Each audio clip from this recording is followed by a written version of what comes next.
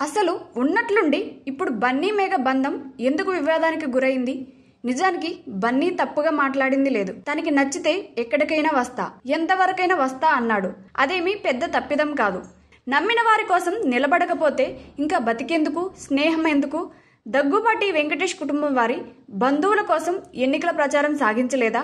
వారు తెలుగుదేశం పార్టీ వారు కాబట్టి సరిపోయింది. అదే మరో పార్టీ వారు అయి ఉంటే మానిస్తారా? బంధుత్వం కన్నా రాజకీయాలు గొప్పవా? కాదు కదా. బన్నీ కూడా చేసింది అదే తప్ప వేరు కాదు. నిజానికి బన్నీ ఎక్కడ మాట తూలలేదు. కానీ పవన్ మాత్రం ఇండైరెక్ట్ గా బన్నీ మీద సెటైర్లు వేశారు. అసలు బొలిశెట్టి శ్రీనివాస్ ఎందుకు అంత పరుషంగా మాట్లాడాల్సి వచ్చింది? మళ్ళీ ఈరోజు కొత్త టోన్ డౌన్ కావాల్సి వచ్చింది. అదే టైంలో కృష్ణా జిల్లా జనసేన నాయకుడు బన్నీ మీద విరుచుకుపడ్డారు. ఎవరి కాళ్ళ మీద వాళ్ళు నిలబడి పెరగడం తప్పేం కాదే. ఎప్పటికీ మెగా నీడలోనే ఉండాలా? మెగాస్టార్ కూడా అలా ఉండాలని చెప్పరు కదా. మరి ఎందుకు ఇలా వివాదాన్ని జారిపోకుండా తగ్గకుండా రగులుస్తున్నారు? డిసెంబర్లో బన్నీ పుష్ప 2 వస్తుంది.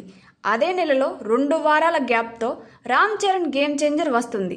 ఖచ్చితంగా పోటీ ఉంటుంది, పోలిక ఉంటుంది. ఖచ్చితంగా షోలు, ఓపెనింగ్ కలెక్షన్లు, రికార్డులు ఇలా ఒకటి కాదు చాలా ఉంటుంది. పైగా పుష్ప 2కి విపరీతమైన బజ్ ఉంది. పుష్ప 2 కనుక బ్లాక్ బస్టర్ అయితే గేమ్ చేంజర్కు కొత్త సమస్య కావచ్చు.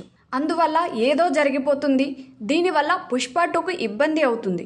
కాబట్టి దాన్ని కాస్త వెనక్కు వేసుకుంటే బెటర్ అని భావన వచ్చేలా చేసి గేమ్ చేంజర్కు అడ్డం తొలగించుకునే ప్రయత్నం ఒకటి మొదలైందని గుసగుసలు వినిపిస్తున్నాయి. ఈ మేరకు జనసేన మెగా ఫ్యాన్స్ వర్గాలకు ఏమైనా సందేశాలు వెళ్ళాయా? అందుకే ఈ వివాదాన్ని ముగించకుండా ముందుకు నడిపిస్తున్నారా అన్నది మరో అనుమానం. నిజానికి మెగాస్టార్ లేదా పవన్ ఓ మాట చెబితే మొత్తం సద్దుమణుగుతుంది.